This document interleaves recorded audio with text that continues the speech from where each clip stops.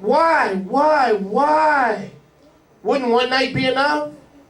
Because Israel, their journey didn't end at the Red Sea. It only began. Your journey doesn't end for the first time by keeping Chag Matzot.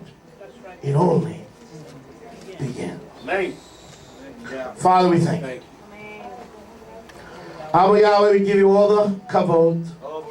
Toda Rabba Yahweh. We are Israel, come on up. Let's rejoice. Abba Yahweh, we realize today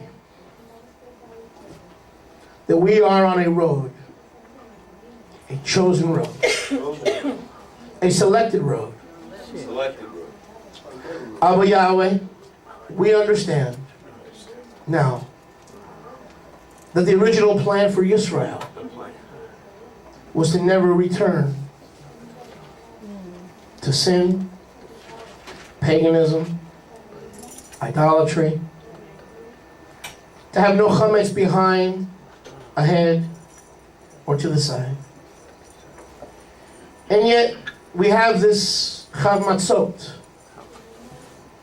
every year because you knew in your omniscience, you knew in your foreknowledge that we would allow chametz in our lives. From year to year, we wouldn't be able to live a pure life. We hear things we shouldn't hear. We consider things we shouldn't consider. We see things we shouldn't see. And so from year to year, you give us another opportunity to do a heart examination. And your word says, if we judge ourselves, we shall not be judged by you. If we judge ourselves, we will not be judged by you. And so, Father, we realize now why the Moadim come every year in their fixed times. Because all sin falls short of your glory. You call us on that road of sanctification. But you know from Chag Matzot to Chag Matzot, from year to year, we're going to need to examine ourselves again. We're going to need to see where we're missing the mark again. We're going to need to see where we're falling short of the goal again.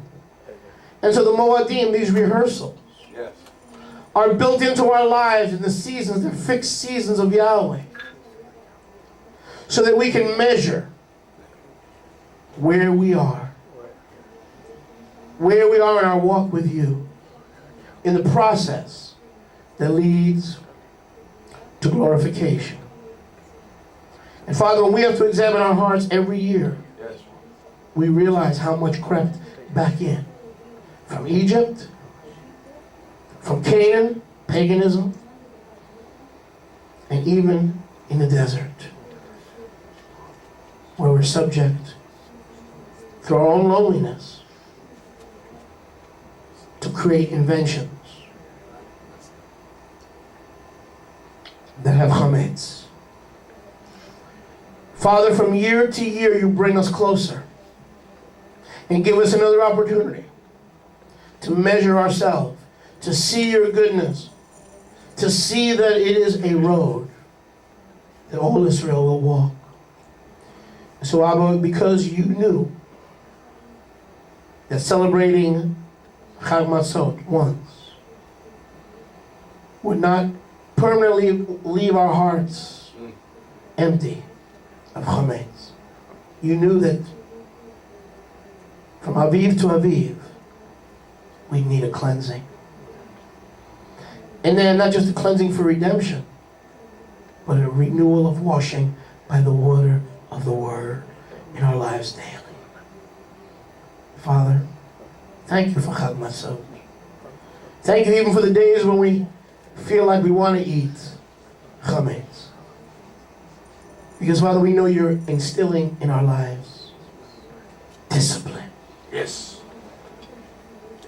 For whom Yahweh loveth, he chasteneth, and scourges every son whom he receiveth. For if you abide without chastening, then are ye not sons but bastards.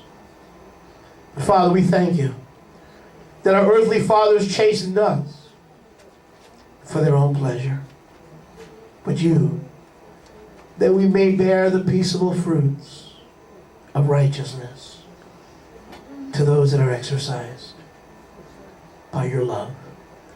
Father, we thank you for the whole concept of Chag HaMatzot as a form of loving discipline, showing us that the life of your children is a life of obedience, discipline, and vision.